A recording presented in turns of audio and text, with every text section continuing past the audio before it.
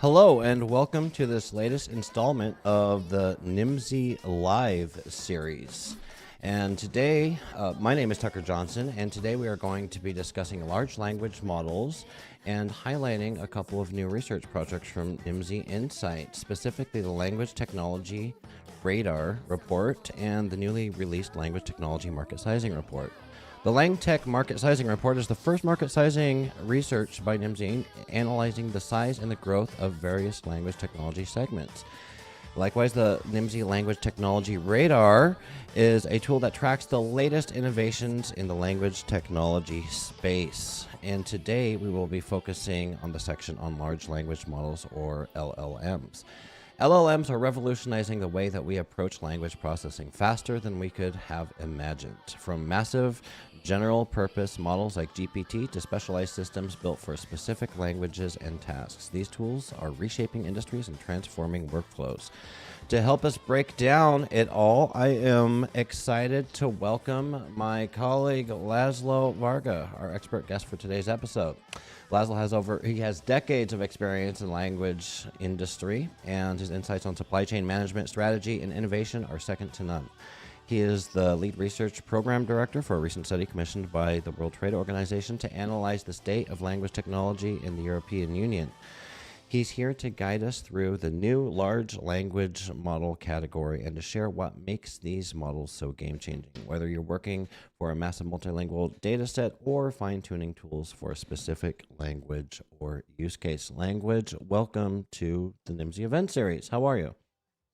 Tucker, thank you for having me. I mean, we're colleagues, but thanks for having me. It's always amazing to be on the show. By the way, it's the European Commission who commissioned the European project. I get my acronyms mixed up. I do apologize for that to everybody. It does happen.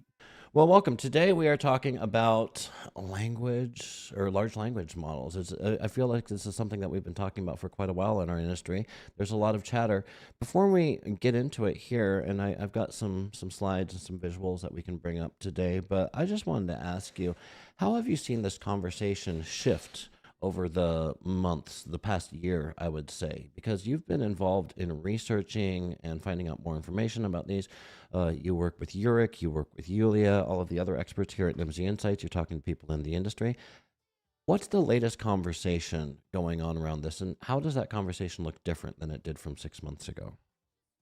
There are many ways to answer this question, depending on who you talk to, is the core driving thought. If you talk to buyers, it's still a massive opportunity, and it's still a big pressure coming from C-level to say, we need to do this. We've seen various examples, and we're even working right now on research projects with some of our enterprise clients who experience rogue teams in their organization, say an engineering team who just suddenly deploy the technology itself, a large language model hosted on whichever cloud service provider, and use it to do language tasks. And then the language program is either informed or not, and is either happy about it or not. Often they're not informed, and if they're not, they're definitely not happy, that's for sure. And there's a lot of pushback that these language programs can exert back. But once the damage is done, it's kind of hard to revert it. Often we talk about how do language programs inside an enterprise prove value of their work, which is to say it's not just, well, we got the translation done, which is the basic service that these teams and their supply chains and their technologies offer, but they actually contribute to the wider business goals.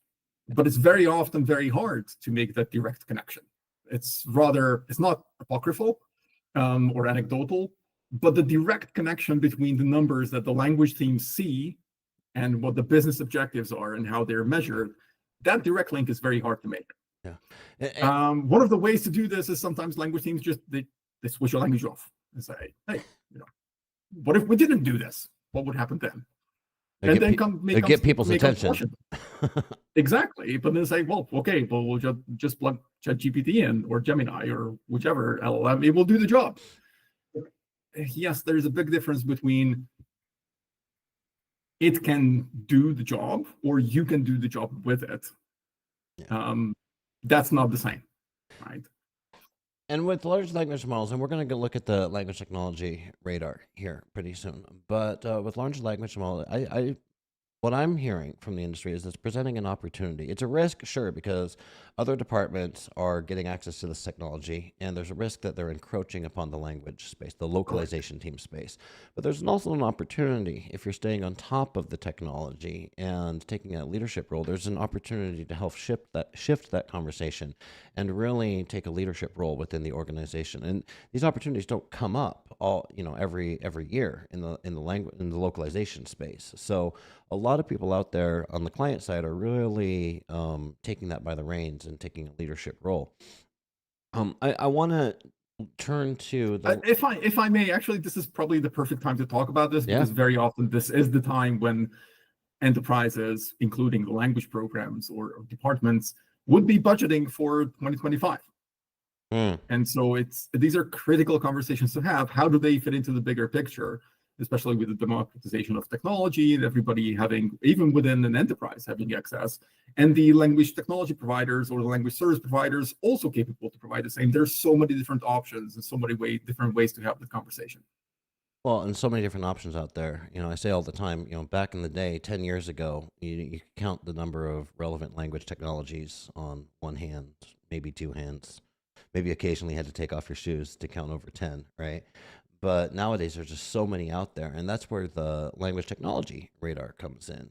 Tell us a little bit about the language technology radar for those out there that haven't been following the LinkedIn post from Nimdzi Insights. We've been shouting about this for a little while. What is this report? Who's it for? And what's it all about? Yeah, of course, those who follow Nimdzi know already. Those who haven't been following, they probably already heard about it previously. We had a tool that was called the Language Technology Atlas. Mm-hmm. We changed that. And in a few minutes, I think we're going to have Yulia in a recording explain what the change really is. But importantly, we have been tracking language technologies here at Nimdzi for a long number of years. This year, we separated that and we said it's really important that we do have a catalog of the language technologies, especially those used in the language industry, but this time we're also going beyond. And we also have separately a report that actually has an analysis that discusses the various trends that relate to language technologies, including, of course, to us, a new inclusion, even though they have been around for a while, and in public knowledge for about 2 years with ChatGPT. We included large language models as a new category into our language technology analysis, into the radar, and into the report itself. Yeah. So yeah, let's dive into the details, but I think we should hear from Yulia first and showcase what the radar is all about. Yeah, you mentioned that. Hello and welcome to our brief demo of Nimdzi's latest tool and report on language technology. This is the Nimdzi Language Technology Radar, which is both a report, previously known as the Nimdzi Language Technology Atlas, I think there's no sound. The new addition to the family of Nimdzi Language Technology tools, the online, interactive, well-maintained, and expert-curated catalog of technologies, which is called the Radar. You can access this study from multiple sources. There's sound, First, you just can't hear and it. the easiest, if you go straight to our website, nimdzi.com, you will see our main page with the collection of our latest and greatest research reports, such as Nimdzi 100, the Language Industry Curve, and the Nimdzi Language Technology Radar. If you click on Read More here, you will get to the report itself. This is a detailed report about language technologies, full of insights, and is freely accessible to everyone. It's public. But what we have done this year, in addition to the report and the text, is a curated catalog of tools. That's why, in addition to the report, you're seeing here actually the collection of the many language technology providers and their products in individual profiles. So, for example, if you're interested in translation management systems, you can see the collection of those, and particularly the companies who develop and market this kind of technology. From here, you can actually click on any profile you're interested in. For example, crowding. In the profiles, we currently do not have a lot of information like screenshots or data, but we keep updating and expanding this catalog. What's important here is that we list what this company Crowding does and what their products are. Crowding Enterprise in this particular case. So today, our conversation is not about TMS, it's about large language models. And this is a newly added category. We did not have it before in our previous reports. So now you are looking with me at the actual online radar with all these companies listed. It's comprehensive, it's easily navigatable, and you have search options here, search by company, search by product, and some other filters as well. But let's stick to large language models. We have divided LLMs into 4 main subcategories now.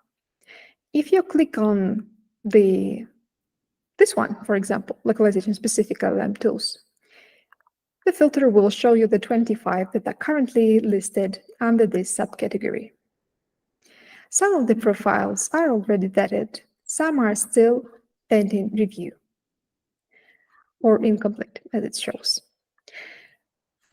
So let's see here in the large language models, if we select all, for example, we will be shown all that are in this category, all 4 subcategories here. So let's see what Google has to offer us. For instance, what do they have for LLMs? They have a couple of those. Not only Bard Gemini, but also Gemma and Translatatron, and maybe even some others. So there's that. To actually dive deeper into the categories of LLMs, we have the rest of this webinar to explain what we have researched in this space. And if you're more of a reader, make sure to check the report that I was showing you earlier, this one. The report has interactive table of contents here. So again, if we click on new category of tools LLMs, we will see some insights and quotes on this matter. So that's a brief introduction of what we've done so far, and happy browsing. And before I log off, this is an ongoing study. So if you're currently a developer of a technology in the language industry space, make sure to add your company to our radar. It will be automatically shown not only here, but also here in the report, in the corresponding category, whichever your product belongs to.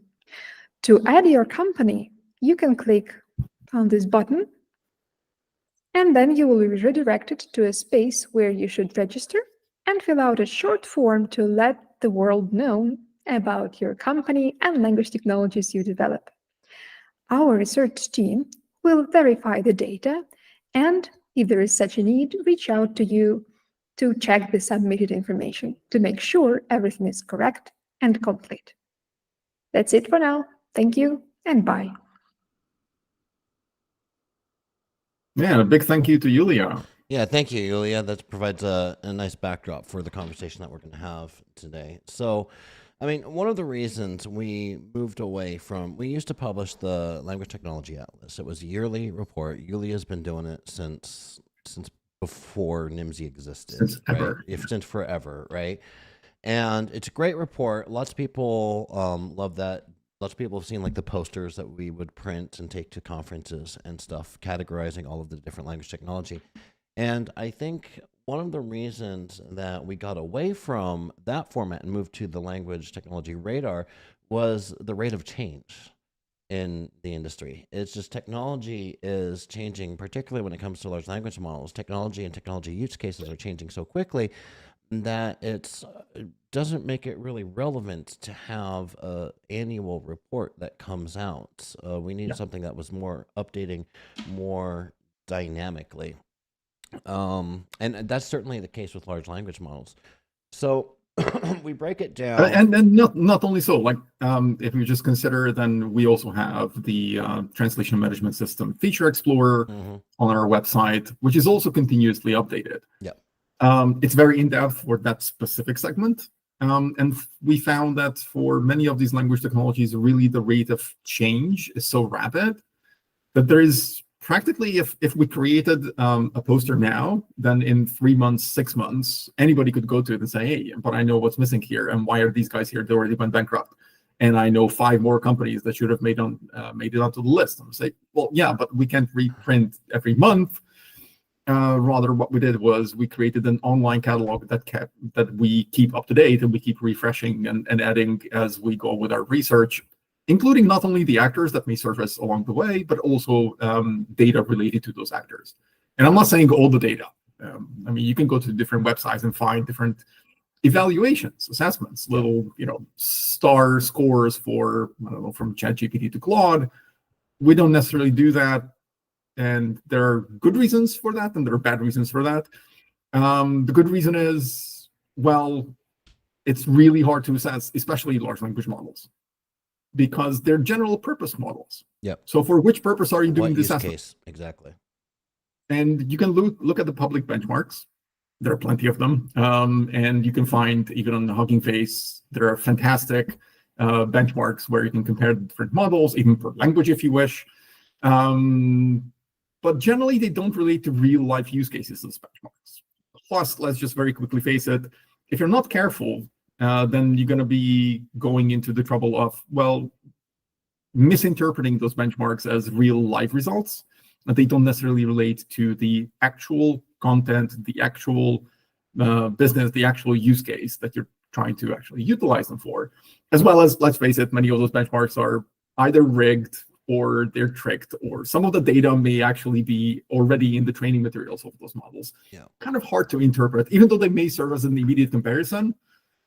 But a couple of percentage points will not make a massive difference. Yeah, and it's the same challenge that we have with other language technology, with TMS systems, right?